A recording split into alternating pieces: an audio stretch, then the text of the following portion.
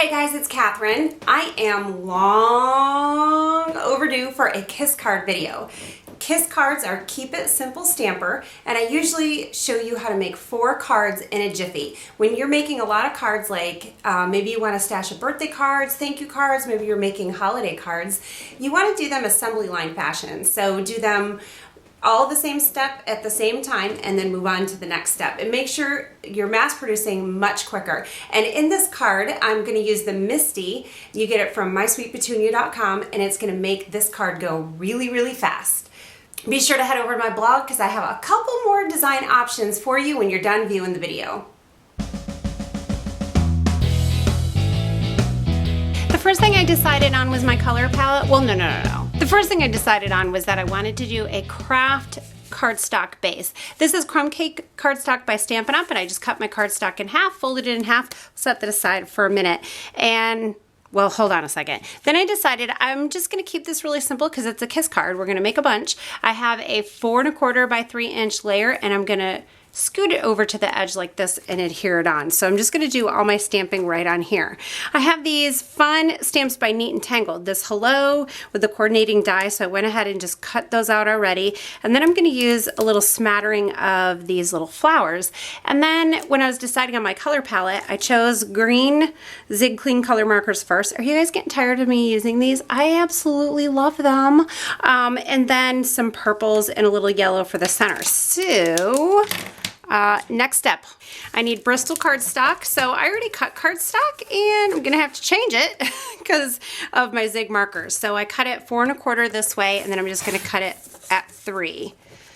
I had cut regular white cardstock, but then, like I said, because I wanted to use the zig markers, I need Bristol. So I'm going to use my MISTI. When I use this, a lot of people ask me where to get it. MySweetPetunia.com. I'm going to lay out all of my stamps first, figure out where I want them to go, and then I'll pick them up by closing the lid, and then I'll stamp all of them at the same time. It took just a little bit of playing to get them the way I wanted. I think I'm all set now, so I'll anchor these down. So I'll close that and pick the stamps up, get rid of this hello, and very quickly I'm going to be able to stamp all of these at once.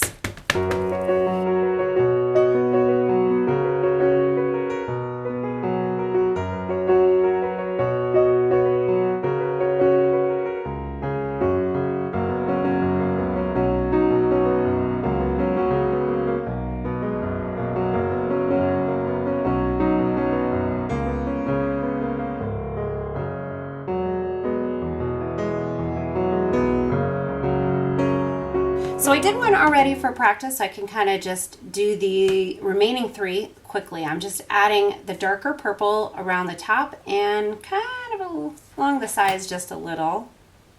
And I'll do all the flowers at once.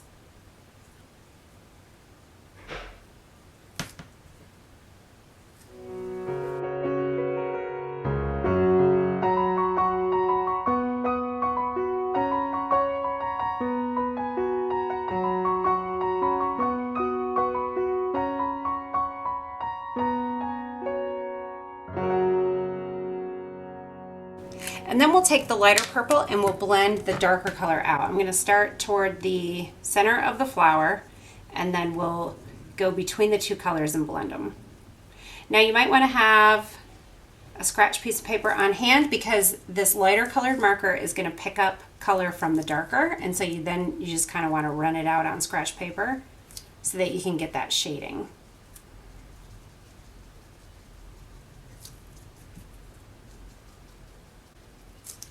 Now, if you've not seen these zig markers before, I've done quite a few videos using them. I've used them to make really fun, simple backgrounds. I've done a video showing different watercolor markers and how they compare, and also showing what kind of cardstock you might want to use and what it looks like on different cardstocks. I find that Bristol paper, this is Strathmore brand, works the best for me. It's really easy to blend on the Strathmore.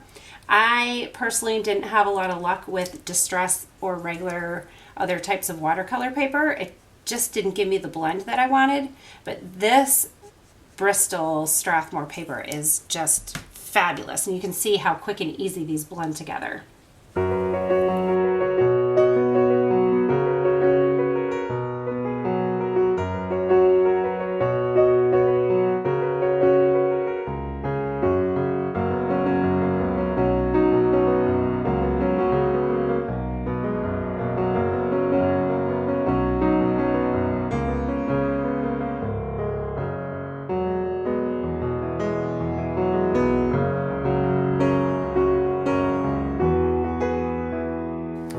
Now I want to add the Hello die cut. So I'm just going to add a little bit of glue onto my craft mat.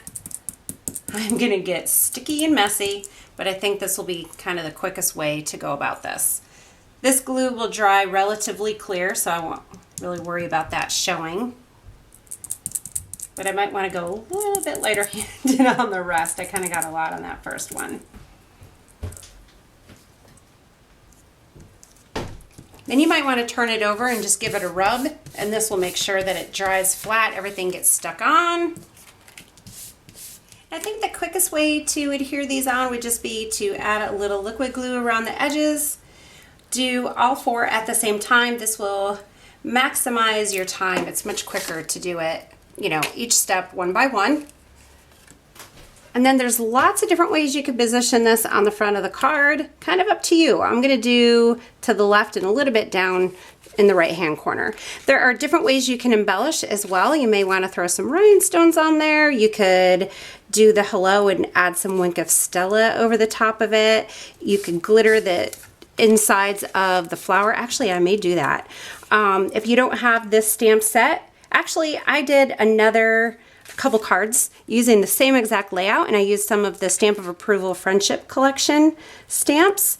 Hop over to my blog. I will add the link in the description if you're not already on my blog, or I'll link it here too. Yeah, Wink of Stella in the center. I like that. So use your imagination. See what other stamps you can pull out of your stash to use for this. If you like the neat and tangled stuff like I do, super fun stamp set to play with. I'll leave that information on my blog as well. Thanks for being here, and if you want to check out other Kiss cards too, be sure to hop over to my blog, catherinepooler.com. Check out the project gallery. They're all laid out, sorted, and the little thumbnail images are there for you. It's pretty cool. Thanks for being here. Give me a thumbs up if you like this video, subscribe to my channel, and I'll see you again soon.